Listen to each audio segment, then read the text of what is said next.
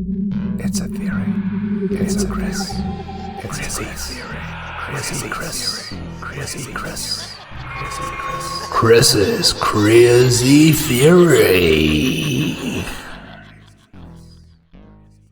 Hit me. Wait, we waited for you, buddy. See, perfect timing. So yeah, I mean that's just a question that was, bugging me a little bit, and I know it's not the type of show to overthink, but I am's what I am's. It's me and Popeye. We both say that. We gotta do it. Have you seen that yet? So I started to think, what's that? Popeye the Slayer Man?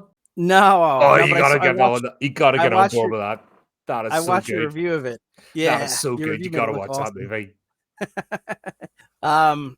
But yeah, so we start out with an image of the value stop, which again, in my headcanon, is still a part of the S-Mart corporation. It's got similar coloring. It's got, some of the sales signs look the same. Shop for props. Shop value stop.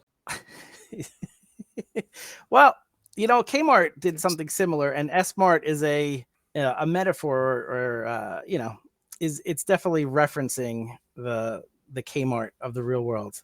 So I do think that this is a division of it. And so he's been in the same place for 30 years. He's told us that. And he's still a stock boy. And it's interesting because like here he says, hey, Mr. Roper, who's the manager, not the owner. And that's an important distinction that we'll get back to. So Ash says, any way that I could pick up my check before I can go? And look at this guy. Look at his smile. He's having a great day. He seems like a nice manager. Immediately he turns. Are you really going to use your fucking lizard as an excuse to get out of work again? And then he says, look, and he uses an off-color slur that I won't use on the channel. But it's okay that he says it because his gardener is a huge one. I love that line. I could use that word because my gardener is a huge one. Yeah. But he says, you think... He says, you think you can't get fired because you have seniority. By the way, seniority is not a thing when it comes to retail. This isn't like teaching where you get tenure and you can't be fired. So that's not an actual reason, the fact that you've been there a while. And then he says, I know all about you. And this is an interesting look that Ash gives him when he says that. This is a knowing look. This tells me that he doesn't know all about him, that there is something more. And at first I'm like, well, he doesn't know about his backstory of saving the world, time after time. But I think it's more specific to his job that he doesn't know. Yes, I'll take questions now. No, it's just, we'll not go into it because it'll be massive spoilers if you haven't seen this. Oh, okay. Oh, Ash okay. has So maybe a bit of a reputation, let's just say, and it's the fallout of the movies. A reputation. Okay. So maybe I'm getting too close to the truth and someone with a big bag is going to come in a second. Do it again. That hasn't happened yet. As it turns out, 99% of my theories are blasphemous, but this could be the one. But yes, there's something more that I feel is keeping him employed. And we find out more from Pablo. He's like, you're the coolest thing in this place. You take naps, you come in late, or don't come in at all. So he's a stock boy. It's not like he's risen in the ranks and he now has some sort of executive position where he has, importance. Like he's a stock boy, which I'm not disparaging them, but I'm just saying it's not a position that would grant him some, job security. So the fact that he hasn't been fired yet is very curious. And I think there's a reason why. So he says, you don't come in at all. The bloke covering his arse. That's the bloke covering his arse. That's the reason right there. Pablo's like basically told him he covers his backside, and that's why he hasn't got fired because Pablo makes up the slack because he absolutely. How old would you say? That's an interesting thought. How old would you say Pablo is? I'd say late 20s, early 30s. Late 20s. So how long do you think he could have been working here? 4 or 5 years tops? Yeah, not that long. Not that long. So the fact that Ash has kept his job for 30 years here at the same position, Pablo couldn't have covered him there because he moves about, does he not? Am I picking up something wrong from you? No, he's been in the same place. He's literally been in the same place for 30 years. So what I'm thinking is that there's a reason why he's still here. Pablo couldn't have covered for him the whole time. So look, I did some research, as I'm wont to do. And the turnover rate for the food retail employees is about 48 to 50%, much higher than the industry retail average of 20%.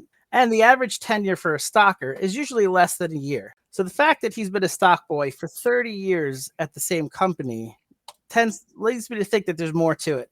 And it's more than just the fact that he's late all the time and misses a lot of work and breaks things, as we saw with the light bulbs. Like, he's not a great worker. The first time he meets this new cashier, as we talked about, he says goodbye forever, Kelly, and tries to touch her. So let's add sexual assault to the list of minor infractions that I expect this was a common thing that he's done over the years. So again, why is his employer, allowing this? Well, it's not the manager. He's not in charge. So someone above the manager is keeping him here. And the manager, in fact, acts differently. When Pablo says, I'm leaving, and he says, you're leaving? He goes, no, you're not. And he gets very, very angry. So it's not that the manager is lax. Like, there's something different about Ash that's keeping him here. And it's not seniority. That's not a thing unless you're a teacher. So I think to find the answer, we have to go back to the end of Army of Darkness. When he returns to the store, he kisses a girl who's been named as only Jenny. By the fluffy ending? Jenny from Yes. You're going by the fluffy ending? Yes. Right. There's two endings? Yeah, there's an alternate ending, right? Where he's in like a dystopian future apocalypse. Yeah. That's only one I really knew. I only found out about this fluffy ending like later, because for some reason in the UK we got the proper ending. I was like, okay. But I think this is the one that the show takes place in. Otherwise, where's the apocalypse? So at the end of the movie, he kisses Jenny and has the famous line, "Hail to the king." All right. And if you didn't believe me that he kissed her, I have photographic evidence. So he does kiss her, right? So what I think happened is this. I think this is a better view of her character, Jenny, played by Angela Featherstone, I believe her name is, the actress, known as the hot copy girl in the TV show Friends. For those three people in the audience that'll know what I'm saying. But anyway, this actress named very attractive girl in the 90s. I'm sure still is, but this is her character, Jenny. And what I think happened is, there's a lot of CEOs of companies that have started at the bottom. And I think Jenny rose to the top. She's still in love with him from that kiss and the fact that he saved the universe in that time. And I think Jenny, from the end of Army of Darkness, is the CEO of S-Mart and its subsidiaries, including the store he works at. And she keeps him employed out of love. And that, how do the kids do it? I don't know how the kids do it. Thank you. Thanks, buddy. Hashtag love hearts. And that is my theory. There we go. So we've got a nice Jenny in this series. Yeah. There you go. And now if episode 3 they show you the boss and it's not her, I look like an idiot. So let's hope they wait till at least episode 7. Love runs out. There you go. It always does.